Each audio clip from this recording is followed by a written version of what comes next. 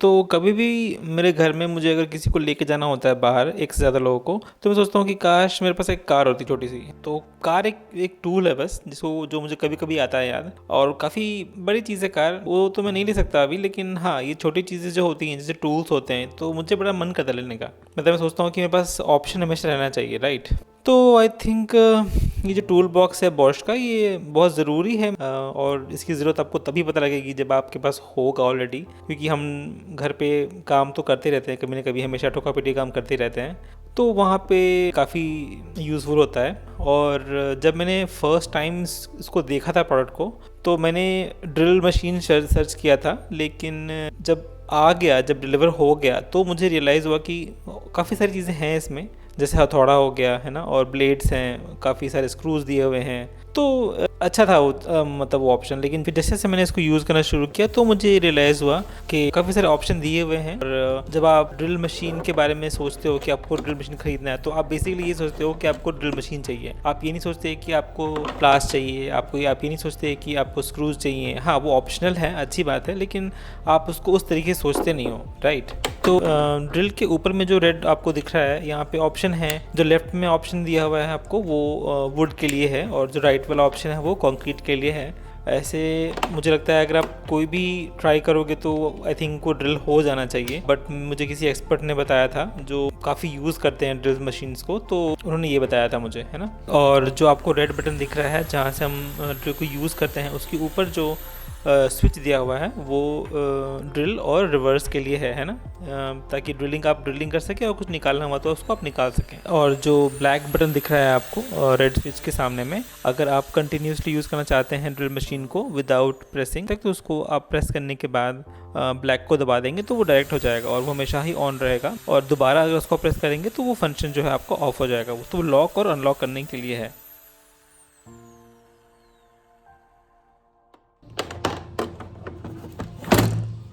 उसके बाद हमारे पास ये हथौड़ा है, पतला सा, अच्छी क्वालिटी का है, अच्छा बिल्ड क्वालिटी है। और मैं बता दूं कि बॉश जो है वो जर्मन कंपनी है, तो जर्मन चीज़ें जो होती हैं, राइट, जैसे कार्स हो गए, BMW हो गए, तो अच्छी क्वालिटी होती है उनकी। मर्सिडीज़ हो गए, देर गुड कार्स, अच्छी कार्स है बहुत। उसके बाद प्लास है, छोटा प्लास है जो हमारे पास घर में नॉर्मली होता है, उससे छोटा प्लास है, लेकिन ठीक है, काम का है। स्लाइड रिंच भी हमारे पास है।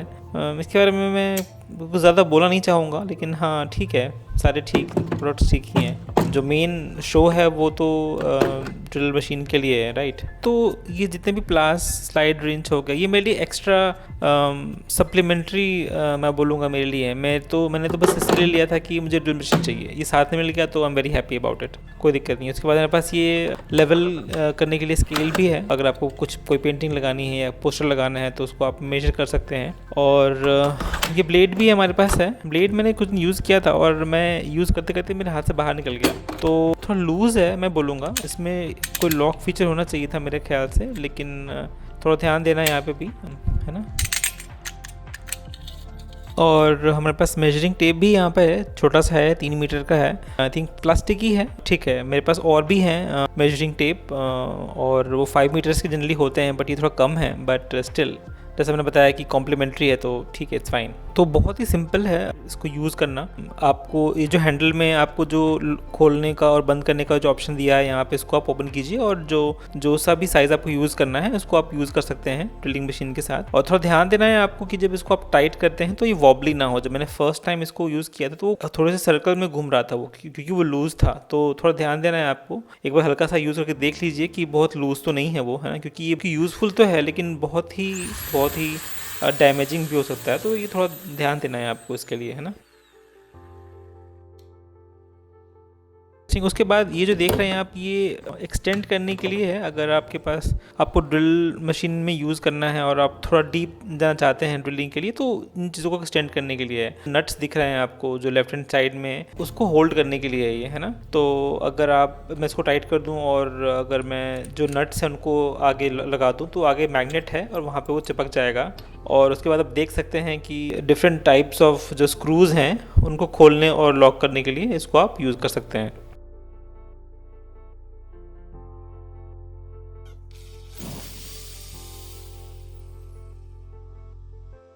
उसके बाद जो नीचे आप देख रहे हैं रबर ग्रिप के अंदर जो आपको मेटल के शेल्स दिख रहे हैं, वो भी अलग अलग स्क्रूज को लॉक अनलॉक करने के लिए है। जो लास्ट वाला जो मैंने पिक किया है अभी, इससे आप सारे बोल्ट्स हैं उनको आप लॉक कर सकते हैं इससे, और ये वाला जो है आपको ड्रिल मशीन के अंदर लग जाएगा और फिर वहाँ से इसको आप यूज़ कर सकते हैं। तो ये जितने भी हमारे पास ऑप्शन है, ये सारे के सारे जो हैं अलग अलग टाइप्स ऑफ स्क्रूज़ को लॉक अनलॉक करने के लिए हैं। इसके अलावा इसमें और कुछ ऐसा है नहीं, और मुझे थोड़ा टेस्ट करना था इसको, तो अभी हम मेटल पे और सीमेंट पे ट्राई करते हैं इसको।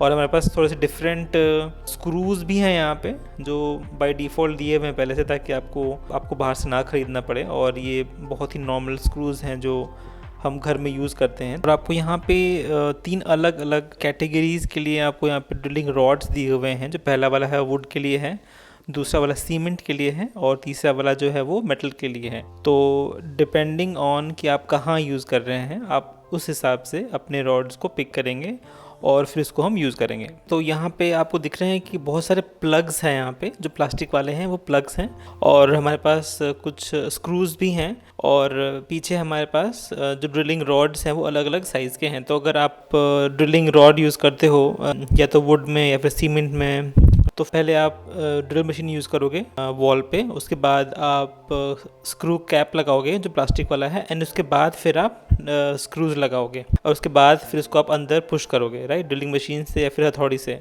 और ये 10 mm का रॉड है जो I think maximum size support करता है इस ड्रिल मशीन के लिए।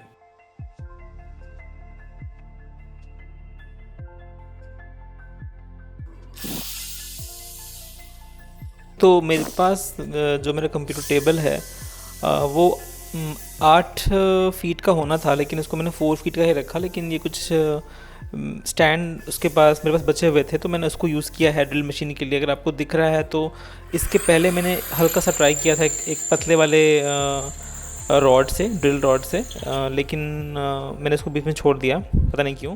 बट फिर मैंने इसे ट्राई किया, तो और आप देख सकते हैं कि मुझे लगभग 40 से 45 सेकंड लग गए इसको ड्रिल करने में। उसके बाद हमारे पास सीमेंट भी है जो मैंने ट्राई किया है, इसमें भी मुझे 20 से 25 सेकंड लग गए इसको ड्रिल करने में। तो ये काम करता है, बस मुझे आपको ये शो करना था, है ना।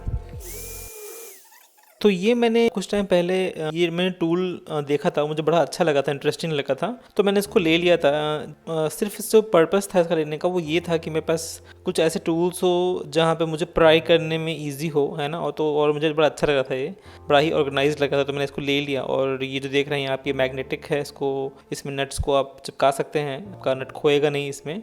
बहुत ही सेल्फ सफिशिएंट है ये प्रोडक्ट, इसको कुछ समझाने की ज़रूरत नहीं है। इसमें अलग अलग स्क्रूज़ हैं, अलग अलग नट्स हैं, और अगर मैं इसको उल्टा कर दूंगा इस बॉक्स को, तो आपको दिख जाएगा कि हमारे पास थोड़ा डिफ़िकल्ट जगह पहुंचने के लिए भी थोड़े से स्क्रूज़ हैं हमारे पास, जो कि बहुत फ्लेक्सिबल हैं, जो आपको भी दिख जाएंगे।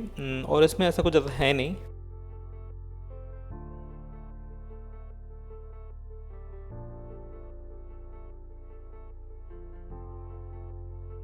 यहाँ पे भी हमारे पास एक एक्सटेंड करने के लिए एक ऑप्शन है जो आपको टॉप में दिख रहा होगा, टॉप राइट में, है ना। तो डिफ़िकल्ट पोजीशन में पहुँचने के लिए इजी है। अगर आपके पास कैबिनेट है जिसके अंदर आपने अपना मदरबोर्ड रखा हुआ है, तो वहाँ पे आई थिंक डिफ़िकल्ट पोजीशंस के लिए ये काफ़ी अच्छा है। Very good product.